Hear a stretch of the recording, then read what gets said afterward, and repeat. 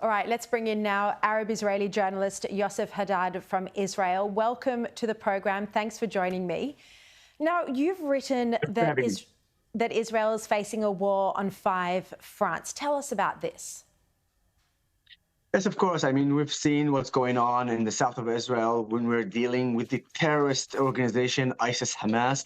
And I really hope people call Hamas as exactly what they are, ISIS-Hamas. And then we have another area, which is the north, Hezbollah, and the Houthis from Yemen. And of course, we need to keep an eye on the West Bank because even there, Iran are trying to make a lot of problems. And this is what I'm talking about. Iran controlling all those areas very close to the borders, and Israel is being threatened. And the last war is for the misinformation about what's going on here. It starts from adopting the narrative of Hamas, the terrorist organization, towards misinformation about what really going on with the numbers of the civilians, of the terrorists who are dying in Gaza, and of course is what's going on within the territory of Israel. So those are the 5 wars that we are currently are facing.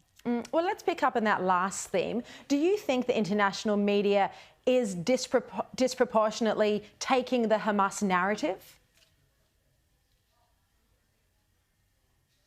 Can you hear me? I can now. Yes, go ahead. Are you there, Yoseph? Can you hear me, please? Yes, I can hear you. I was asking you about whether the foreign press is taking the Hamas narrative, the Hamas propaganda as truth.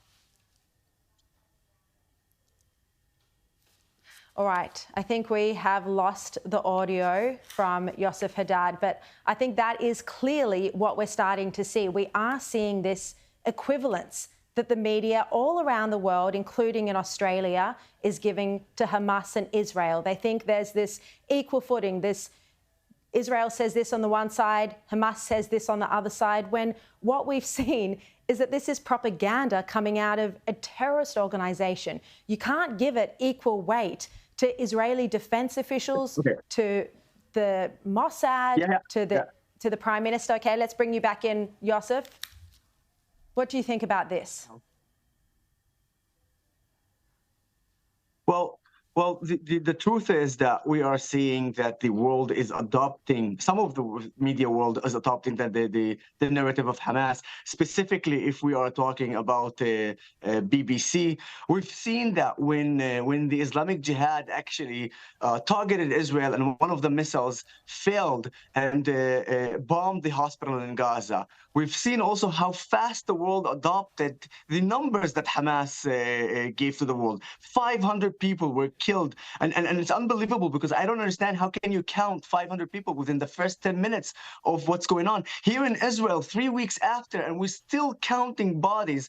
And yes, we have 1,400 Israelis who were massacred by the terrorist organization ISIS-Hamas, but we are still counting the bodies. And so the fact is that some of the mainstream international media news adopting that narrative so easily without even checking, it means that they are not a reliable source. It means that they are actually sharing a fake news.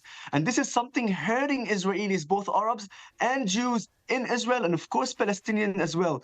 Please, we have to look for the numbers. We have to look for the reality.